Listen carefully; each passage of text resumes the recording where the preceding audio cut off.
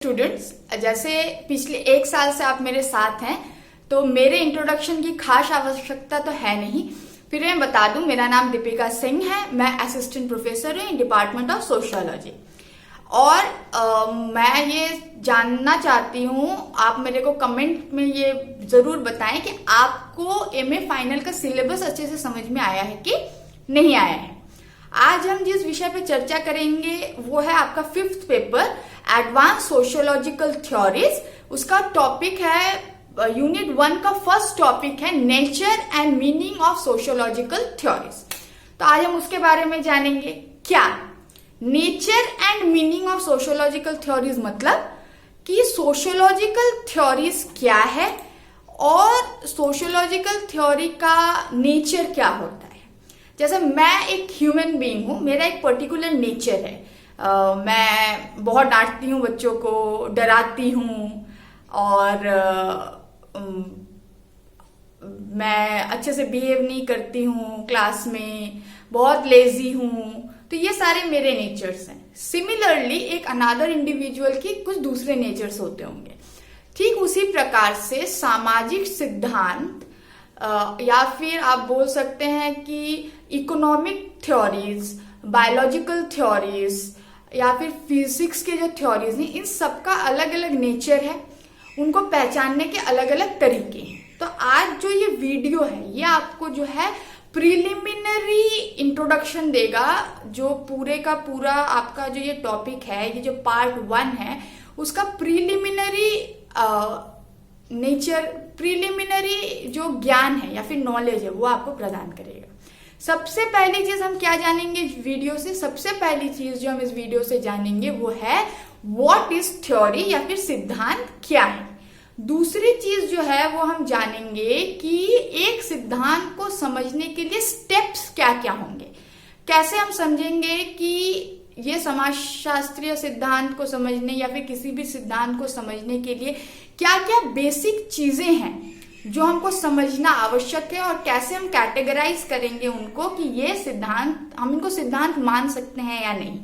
जैसे for example कि अगर मैं ये बोलूं कि आज बारिश हो रही है इसीलिए जो है मेरे घर में फैन नहीं चल रहा, तो क्या ये सिद्धांत है?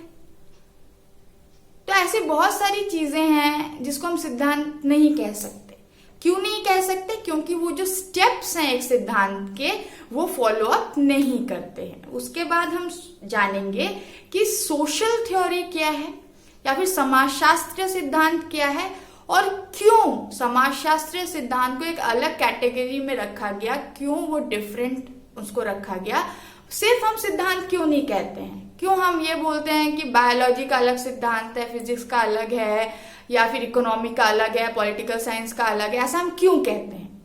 हम क्यों नहीं सिर्फ सिद्धांत कह के और इसको कट एंड शॉर्ट कर सकते? इसके बारे में जानेंगे।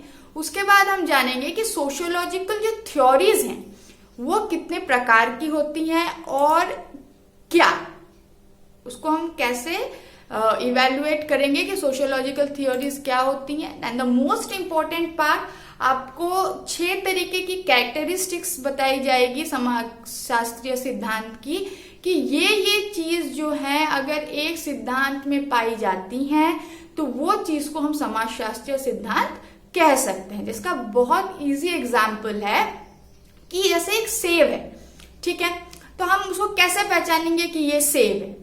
उसके फीचर्स होते हैं, उसके कैरेक्टरिस्टिक्स होते हैं। जैसे वो लाल रंग का होगा, उसका एक पर्टिकुलर आकार होगा और वो खाने में जो है वो मीठा होगा, जूसी होगा। अगर ये सारी चीजें पाई जाती हैं तब हम जाके कहते हैं कि yes it is an apple. ठीक उसी प्रकार से समाजशास्त्र सिद्धांत के कुछ बेसिक फीचर्स हैं जो टाइम टू टाइम चेंज होते हैं, लेकिन कुछ ऐसी चीजें हैं जो कंप्लीटली स्टेबल हैं। तो उस फीचर्स के बारे में जानेंगे। एक बात जो है हमें अपने दिमाग में वीडियो देखने के पहले ये रखनी है कि ये सिर्फ ओवरव्यू है टॉपिक का, ना कि पूरा टॉपिक इससे कवर होगा। पूरा टॉपिक कवर होगा आपके नेक्स्ट 2 वीडियोस में, जिसमें फर्स्ट वीडियोस में ये पहला वीडियो है, it is an step to create एक छोटा सा नॉलेज हट बनाने के लिए आपके दिमाग में कि हम क्या पढ़ने जा रहे हैं। ठीक है, तो अब हम शुरू करते हैं कि इस वीडियो को देखने के बाद आपको क्या करना है। Very interesting and very important कि इस वीडियो को देखने के बाद आपको क्या करना है। ठीक है, सबसे पहले आपके व्हाट्सएप ग्रुप में एक फीडबैक फॉर्म रहेगा जिसमें आप मुझे फीडबैक देंगे कि मेरे में क्या क्या गड़बड़ी है, मेरे में क्या क्या कमियां हैं, so that I can improve my next video. Secondly, एक असाइनमेंट दिया जाएगा आपको आपके व्हाट्सएप ग्रुप में, उसको ड्यू डेट के पहले फिलअप करके आपको मुझे भेजना है। एक गूगल क्लासरूम क्रिएट किया जाएगा ताकि हम इजीली जो है अपने वीडियोस अपलोड कर पाएं, आप अपने असाइनमेंट्स अपलोड कर पाएं, आप अच्छे से जो है मेरे साथ कम्युनिकेट कर पाएं और हम जो है इस लॉकडाउन के पीरियड में भी पूरी चीज आसानी से कर सकें। ठीक है, उसके बाद एक गूगल क्लासरूम कैसे बनेगा, इसका लिंक कैसे होगा, इसके लिए मैं एक कंप्लीट अलग वीडियो आपको बता दूंगी जिसमें आपको स्टेप्स बता दूंगी कि you have to do this after this after this so that you can create a Google, I will create a Google classroom. Google classroom जो है मैं बनाऊंगी, उसमें आपको ज्वाइन कैसे होना है और अपने असाइनमेंट्स कैसे अपलोड करने हैं, अपने डाउट कैसे आप मेरे से पूछने हैं, ये सारी चीजें उसमें डिस्क्राइब होंगी। अब हम शुरू करते हैं कि what is theory. Very important. In common sense लोग बोलते हैं ना, ये मेरा सिद्धांत है कि मैं कभी किसी का बुरा नहीं करता। सिद्धांत नहीं है। सिद्धांत या फिर थ्योरी जो है वो कभी भी अनटेस्टेड या फिर गेस पे नहीं हो सकती है। थ्योरी जो है आम आदमियों के लिए जो सिद्धांत है, लेकिन वैज्ञानिकों के लिए, चाहे वो समाजशास्त्रीय वैज्ञानिक हो या फिर वो नेचुरल साइंटिस्ट हो, कैसे भी हो, ठीक है, उनके लिए थ्योरी का कंप्लीटली अलग मीनिंग होता है। उनके लिए थ्योरी क्या है? थ्योरी एक ऐसी एक्सप्लेनेशंस हैं जिसमें जो है दो एस्पेक्ट्स, लॉज, हाइपोथेसिस, फैक्ट्स, ये तीनों चीज एक साथ रहेंगी। जैसे फॉर एग्जाम्पल अगर हम डार्विन की एवोल्यूशन थ्योरी लें और जिसमें उन्होंने कहा था कि the fittest of the survival of the fittest, जो फिट है बस वही सरवाइव कर सकता है। ये उन्होंने किस संदर्भ में कहा था कि धीरे धीरे जैसे प्रजातियां, एनिमल्स, इंसेक्ट्स, वो धीरे धीरे विलुप्त होते हैं, एक्सटिंक्ट हो जाते हैं। क्यों हो जाते हैं? Just because they are not fit for that particular natural environment. जैसे डायनासोरस क्या हो गए? विलुप्त हो गए। तो ये क्यों हो गए? क्योंकि वो जो कंडीशन था, नेचुरल कंडीशंस, उसमें वो सरवाइव नहीं कर पाए। ये उन्होंने डायनासोरस के लिए कहा था। धीरे धीरे जो भी प्राणी एक्सटिंक्ट होते गए, वहां पे ये देखा गया कि दिस फैक्ट इज ट्रू, ये फैक्ट तो सही है, ये फैक्ट तो सबके ऊपर एप्लीकेबल है। तो ये हम कह सकते हैं कि facts, the most important part of a theory is fact. Fact क्या है, मैं क्या समझती हूं, आप क्या समझते हैं, वो कभी भी फैक्ट नहीं होता है। मैं दो तरीके के एग्जाम्पल्स देके आपको समझाऊंगी कि कैसे इसको थ्योरी हम नहीं कहेंगे और कैसे इसको हम थ्योरी कहेंगे।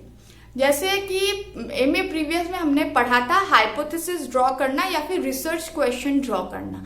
हाइपोथेसिस मतलब जो चीज हम टेस्ट करना चाहते हैं। अगर मैं टेस्ट करना चाहूं कि मेरे इलाके में क्राइम ज्यादा है क्योंकि हम घर में अंगूर खाते हैं, ठीक है, दोनों ही फैक्ट है। हम घर में अंगूर भी खाते हैं और मेरे सोसाइटी में क्राइम भी ज्यादा है, ठीक है, ये दोनों ही फैक्ट हैं। यू हैव टू अंडरस्टैंड, ये दोनों ही फैक्ट हैं, ठीक है, दोनों ही सत्य है।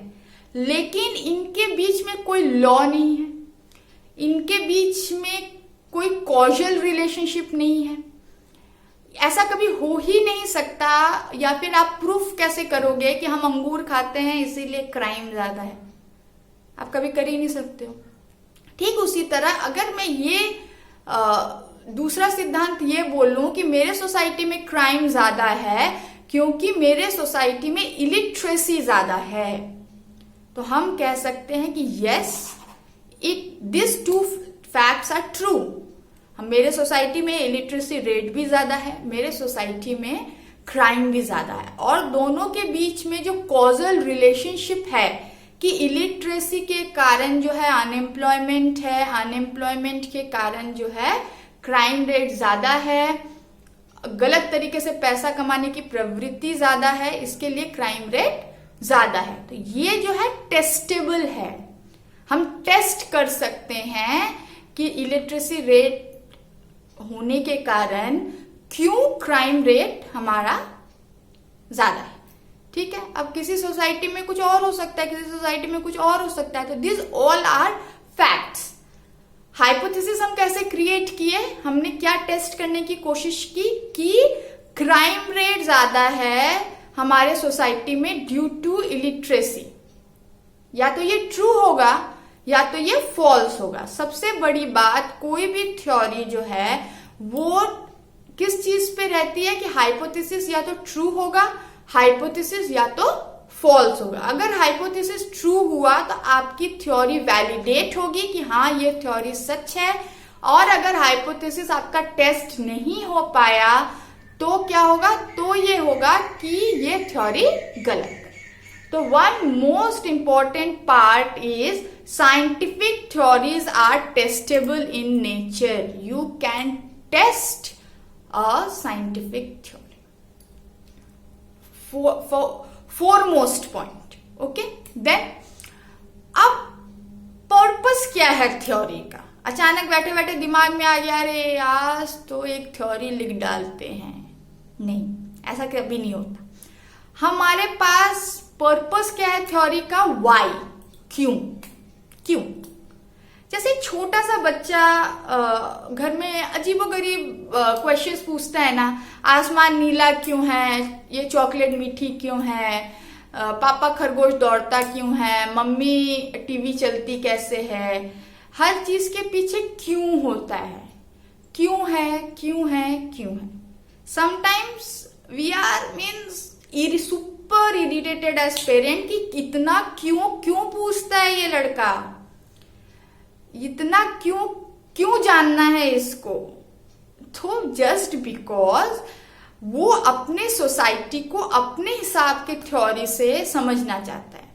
अगर आपने उसको सही आंसर्स दे दिए कि बेटा दिस इज बिकॉज ये, तो उसने अपने, जैसे अगर आपने बोला कि ये चॉकलेट मीठी है बेटा क्योंकि इसमें चीनी है और चीनी मीठी होती है, तो उसको ये एक थ्योरी मिल गई कि जो भी चीज मीठी होगी उसमें चीनी होगी।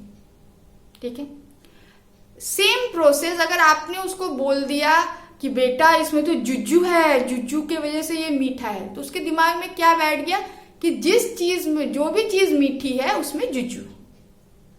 तो same thing is with each and every theory, right?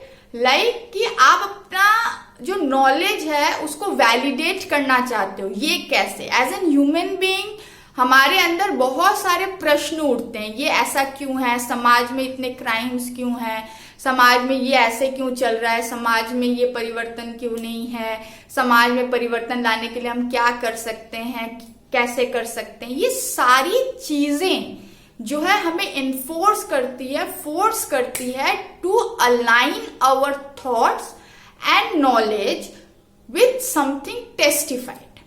अगर आज टीवी में दिखाया जाए कि हिंदू मुस्लिम का दंगा भड़क गया, और कोई न्यूज में बोला जाए कि हिंदू मुस्लिम का दंगा भड़क गया क्योंकि आज स्कूल्स में अंडे खिला दिए गए थे, इसलिए हिंदू मुस्लिम में दंगा भड़क गया, इट इज नॉट थ्योरी।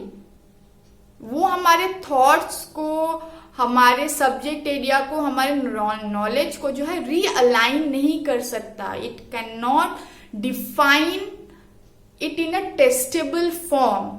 एक टेस्टिफाइड तरीके से जो है वो कभी भी इस चीज को प्रूफ नहीं कर सकता है। तो थ्योरी इज समथिंग दैट हमारे आसपास जो घटित हो रहा है उसको समझने के लिए जब हम कुछ करते हैं कि अरे ये वाई क्यों है, और इस वाई को हम कैसे समझें, तब जाके जो है हमें थ्योरी का सहारा लेना पड़ता है। सबसे इंपॉर्टेंट चीज जो है, a theory to explain why by providing a suitable understanding. ये नहीं कि बस शुरू हो गए, ऐसा नहीं है। सुटेबल अंडरस्टैंडिंग से वाई को समझना, उस एक्सप्लेनेशन में जो आइडियाज हैं वो एक के बाद एक आएंगे और वो जो है वाइडर कम्युनिटी जो है उसको एक्सेप्ट करेगी, तभी वो थ्योरी है। अगर सिर्फ आप अकेले उसको बिलीव कर रहे हो या सिर्फ आप अकेले ही उसको मान रहे हो, तो it is not a theory. Theory वही होती है जो वाइडर पर्सपेक्टिव में, वाइडर कॉन्टेक्स्ट में मानी जाए।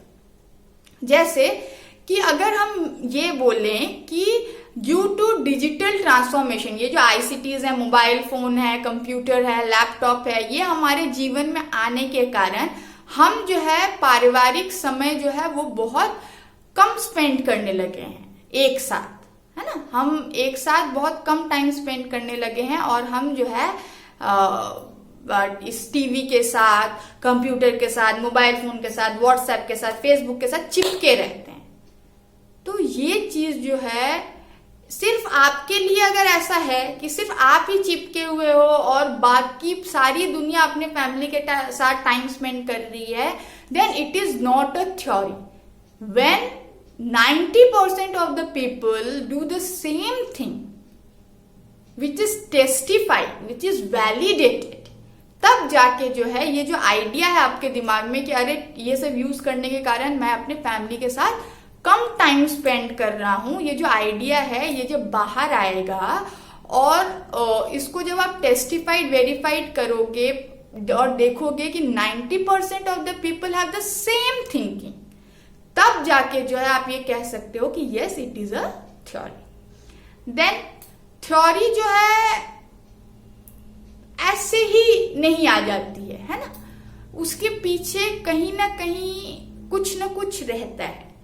जैसे कि आप किस तरीके से उस पूरे सोसाइटी को देख रहे हो, आप किस तरीके से चीजों को समझ रहे हो और किस तरीके से आप चाहते हो कि दूसरे भी उस चीज को समझें। Yes, the main criticism for feminist is that कि वो हर चीज में जेंडर को देख पाती हैं, हर चीज में जेंडर, हर चीज में उनको लगता है इनइक्वालिटी है, हर चीज में उनको लगता है कि females are dominated, females do not have power in each and everything. So basically अगर ये बात है तो फेमिनिस्ट हैव अ पैराडाइम। जैसे मैंने आप लोगों को पढ़ाया था, there are many types of paradigm. हम किस लेंस से देख रहे हैं, है ना।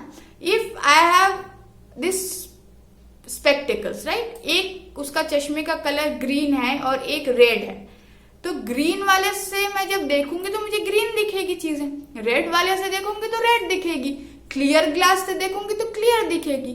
ठीक उसी तरह आपके पैराडाइम डिपेंड करता है, डिफाइन करता है कि आप सोसाइटी में वाई किस बेसिस पे ढूंढ रहे हो, on what basis you are finding this why. जैसे फॉर एग्जाम्पल शादी के रिचुअल्स, है ना, जैसे कन्यादान करना, तो फेमिनिस्ट पर्सपेक्टिव से बोला जाता है कन्या इज क्या सामान है जो वो दान की जा रही है। वहीं पे अगर हम फंक्शनलिस्ट के पॉइंट ऑफ व्यू से देखें तो वो ये दिखाती है कि इट इज अ स्ट्रक्चर, ऐसा ही है, it is culture, it is norm. तो इस तरीके से आपकी ग्लास या फिर आपकी रीडिंग, आपने क्या पढ़ा है, आपके ऊपर इन्फ्लुएंस किस चीज का ज्यादा है, ये चीज को समझने के लिए जो है हमको पैराडाइम की आवश्यकता पड़ती है। और हर जो थ्योरिस्ट है या फिर साइंटिस्ट है वो किसी न किसी नजरिए से समाज को या फिर कोई भी चीज को देखता है। जैसे अगर मैं एक छोटा सा उदाहरण ये दे दूं कि मेरे ऊपर महात्मा गांधी के टीचिंग्स का बहुत इफेक्ट है, तो मैं कोई भी चीज को जो है वो नॉन वायलेंस तरीके से देखूंगी। प्रॉब्लम है मतलब अगर हम प्रीवियसली देख लें तो there are arm chair sociologist, जो ऐसे चेयर पे बैठते थे विदाउट एनी रिसर्च, वो समाज को देखते थे, अपनी लेंस से देखते थे और अपने तरीके से पूरे सोसाइटी को एक्सप्लेन कर देते थे। इट इज, जैसे हमने पढ़ा था, macro theory, micro theory and meso theory. तो basically this micro theory is something which is very in depth. Meso theory is between micro and macro theory is basically the work of armchair sociologist, जो chair पे ऐसे बैठे रहते थे अपने table पे, अपने डेस्क पे, उनको सोसाइटी जैसी लगती थी, लिख देते थे all the things sublime over there। इसको हम लोग ग्रैंड थ्योरी भी बोलते हैं, कि पूरी चीज को समझ भी लिया और लिख भी दिया without any research. But in modern sociological theories ये चीजें एक्सेप्टेबल नहीं है। There is lot of criticisms of grand theories. So अब हमें जो है किसी भी चीज को समझने के लिए रिसर्च की, डेटा की आवश्यकता पड़ती है। Then the last point, what you understand from the theory should be accepted by the wider community.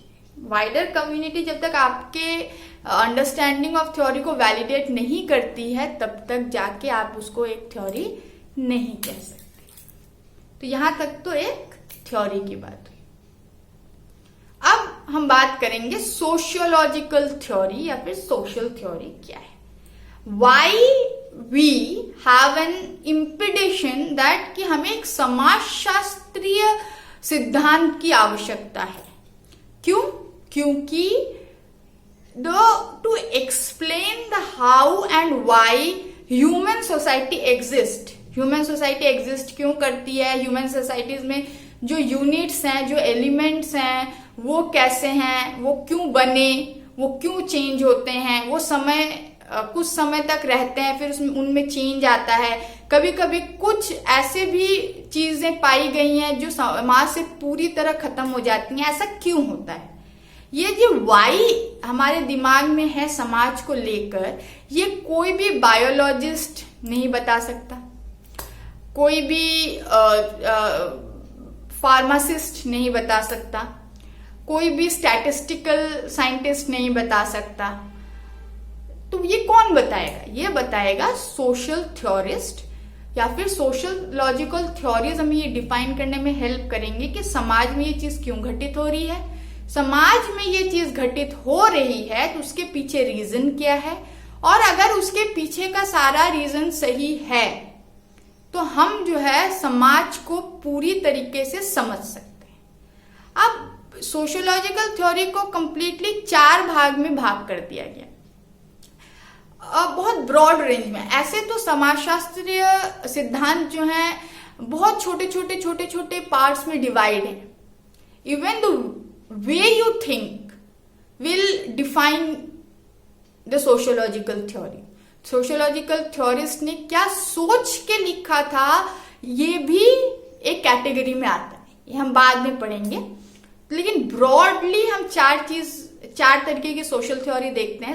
First one is analytical, second one is normative, third one is metaphysical and fourth one is scientific. अब most important part, ये चारों हैं क्या? भाई नाम तो सुन लिया हमने, बट है क्या? तो एनालिटिकल थ्योरी इज समथिंग जिसका रियलिटी से कोई वास्ता नहीं है। सुनने में अजीब लगता है लेकिन इट्स ट्रू दैट कि जब कोई सोशियोलॉजिकल थ्योरिस्ट जो है वो कुछ ऐसा बता देता है जिसके साथ क्या करें जान के, is very hard to find out why I should know that. जिसका एक बेस्ट एग्जांपल है एडम स्मिथ्स की इकोनॉमी थ्योरी, जिसमें उन्होंने बताया कि people tend to maximize their gain while minimizing their loss। Normal है, सब चाहता है कि गेन ज्यादा हो, लॉस कम हो। इसमें थ्योरी देने का क्या था? A people who is stupid, moron, वही सिर्फ चाहेगा कि मेरा तो लॉस हो, मेरा तो लॉस हो, गेन हो ही ना, है ना। तो इस थ्योरी का हम क्या करें इस थ्योरी का। तो जब हमें ये समझ में नहीं आया कि हम क्या करें इस थ्योरी का, तो हम उसको एनालिटिकल थ्योरी में डाल देते हैं।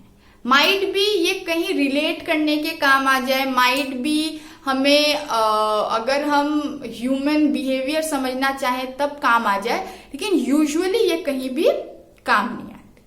उसके बाद जब हम बात करते हैं नॉर्मेटिव थ्योरी, इस normative theory is something when we discuss about what is normal. Normal क्या है, जब हम इस पे ज्यादा फोकस करते हैं रैदर देन कि अभी कैसी सिचुएशन है, ये बिना दिमाग में रख के हम सिर्फ ये डिफाइन करने में बिजी रहते हैं कि नॉर्मल क्या है, नॉर्मल क्या है, नॉर्मल क्या है। जैसे जेंडर के प्रति ये बहुत बोला जाता है कि नॉर्मेटिव थ्योरी जो है सिर्फ 2 टाइप्स ऑफ जेंडर को आइडेंटिफाई करते हैं, one male and another one is female. Third gender का क्या? Normative theorist doesn't bother about it. वो क्या देखते हैं, सोसाइटी में 2 तरीके के जेंडर होते हैं, एक मेल होता है, एक फीमेल होता है। मेल ऐसे बिहेव करता है, फीमेल ऐसे बिहेव करता है। मेल की ये रिस्पॉन्सिबिलिटीज है, फीमेल की ये रिस्पॉन्सिबिलिटी। फीमेल अगर ऐसा करेगा तो सोसाइटी नॉर्मल होगी, फीमेल ऐसे करेगी तो सोसाइटी नॉर्मल होगी। या फिर अगर बहुत एक स्ट्रॉन्ग एग्जाम्पल लें तो स्ट्रक्चर ऑफ फैमिली, ठीक है, अगर ये हम देखते हैं तो नॉर्मेटिव थ्योरीज उसको कैसे एक्सप्लेन करते हैं कि अगर समाज में, परिवार में ये चीजें हों तो समाज नॉर्मल है, रैदर देन टॉकिंग अबाउट कि किस तरीके से फैमिली के स्ट्रक्चर में, फैमिली के रोल्स में, फैमिली के पोजीशंस में चेंज आ रहे हैं in this contemporary, in this modern world. जब हम ये डिस्कस नहीं करते, हम जब हमारा पूरा फोकस किस पे रहता है कि कोई जब चीज नॉर्मल होगी तो कैसी होगी, तब जाके हम उसको नॉर्मेटिव थ्योरी बोलते हैं। Then the third one is metaphysical theory, oh the great one. Metaphysical theory basically have no empirical foundations. Metaphysical theory का कोई एम्पिरिकल फाउंडेशन नहीं है, no research, nothing, just a theory. जैसे डार्विन की एक theory थी एवोल्यूशन ऑफ मैन, आज तक इट इज, ये रहस्य है कि why it is a theory, no supportive document, no research, no data, no factual observations, no contextual analysis, nothing.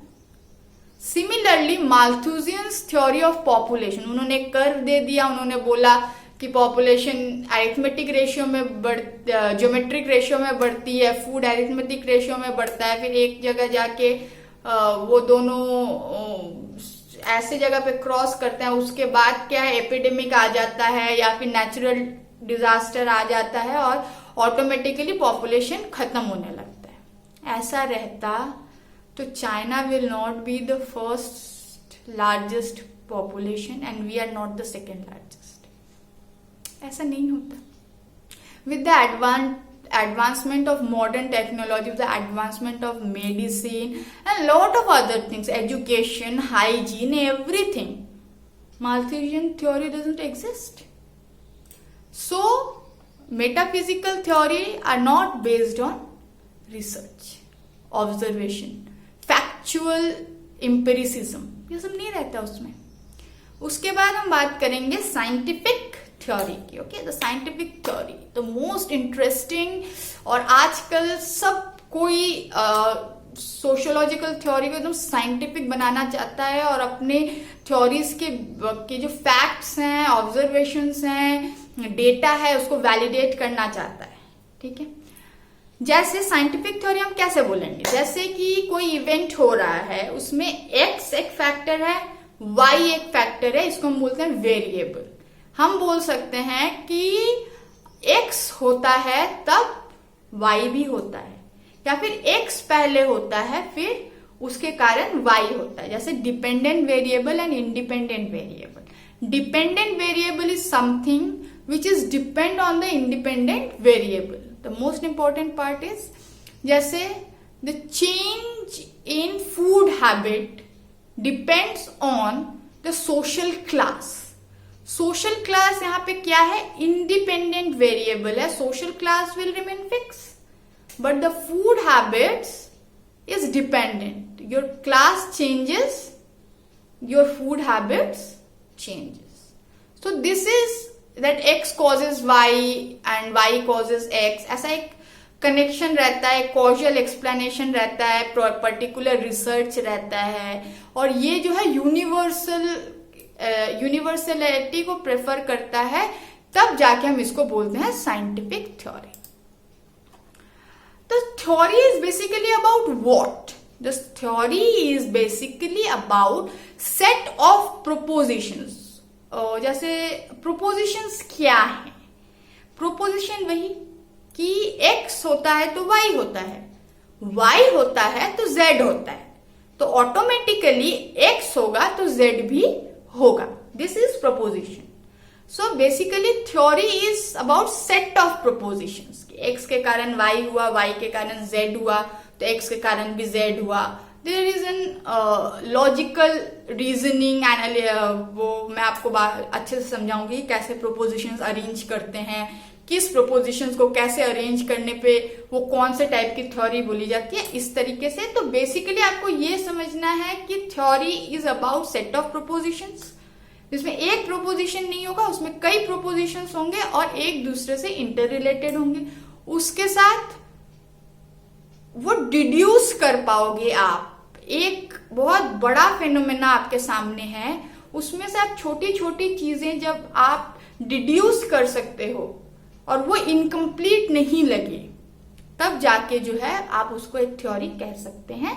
और आप इतना अच्छा टेस्टेबल ये जनरलाइजेशन करोगे ताकि वो जो है वो सेट ऑफ प्रोपोजिशंस एक जैसे लगेंगे, तब जाके जो है हम उसको थ्योरी कह सकते हैं. उसके बाद सोशियोलॉजिकल थ्योरी को हम क्या कह सकते हैं? अगर हम छोटे में कहें तो कोई मेजर डिफरेंस नहीं है थ्योरी और सोशल थ्योरी में. सोशल थ्योरी क्या है? इट इज अ स्ट्रक्चर जो सिस्टमेटिकली ऑर्गेनाइज किया हुआ है लॉ के द्वारा, प्रोपोजिशंस के द्वारा, और वो किससे सपोर्ट किया हुआ है? एविडेंसेस के द्वारा. इतना समझना ही हमारे लिए बहुत है कि सोशियोलॉजिकल थ्योरी है. अब हम आएंगे कैरेक्टरिस्टिक्स ऑफ सोशियोलॉजिकल थ्योरी. कैसे समझेंगे कि ये तो सोशियोलॉजिकल थ्योरी है? First thing, when it is related to society or any social phenomena, it is sociological theory. Only a theory is a theory whenever it is able to solve any problem of the society or to define the problem of the society, तब जाके हम उसको theory कह सकते हैं. First thing, sociological theory में क्या है? वो कोई पर्टिकुलर प्रॉब्लम, इशू या फिर इवेंट को इन्वेस्टिगेट करता है या फिर एक्सप्लेन करता है. ठीक है. सेकंड क्या है? सेकंड है कि उसकी एनालिसिस जो है वो फोकस्ड रहेगी सोशल फेनोमेना में. अचानक सोशियोलॉजिकल थ्योरी में हम फ्रूट्स की बातें और जंगल में जानवर की बातें नहीं करने लगेंगे. Focused on social phenomena. तो first point is it will try to explain or investigate any social event, problem, issue, okay, through observation, scientific explanation. And second one is its focus must be only on the social phenomena. Third one is empirically grounded होगा. मतलब हम जो observations कर रहे हैं वो हवा में नहीं कर रहे हैं. There should be a validity कि हम जो ऑब्जर्वेशंस कर रहे हैं वो इंपेरिकल है, वो ट्रू है, वो रियल है. और हम जो भी ऑब्जर्व कर रहे हैं उनके बीच में एक रिलेशनशिप है, जो अभी मैंने आपको समझाया था, through dependent and independent variables. Sociological theory is a theory is only called sociological theory when it will solve and help to understand the problems of society. And the last one, which is most important, वो subjective भी हो सकता है, वो objective भी हो सकता है, but वो basically पूरे phenomena को cover करेगा. आपको अभी तक ये ओवरव्यू मिल गया। अब आपको 4 चीजों के बारे में सोचना है। फर्स्ट वन कि सोशियोलॉजिकल थ्योरी आपने क्या समझा, सोशियोलॉजिकल थ्योरी और कॉमन सेंस में क्या फर्क है, सोशियोलॉजिकल थ्योरी क्या साइंटिफिक थ्योरी से बहुत ज्यादा डिफरेंट है, और आपको क्या मार्क्सिस्ट और फेमिनिस्ट अगर थ्योरी के बारे में मैं बताना चाहूं कि वो क्या है, तो क्या आप उसमें डिफरेंशिएट कर पाओगे। नेक्स्ट, मैंने 3 वेबसाइट्स दी हैं, go through those websites, you will get good supportive materials. 2 book आप पढ़ सकते हैं। First one is modern social theory by Austin Harrington और contemporary sociological theory by George Richard. दोनों बुक इंटरनेट पे अवेलेबल है।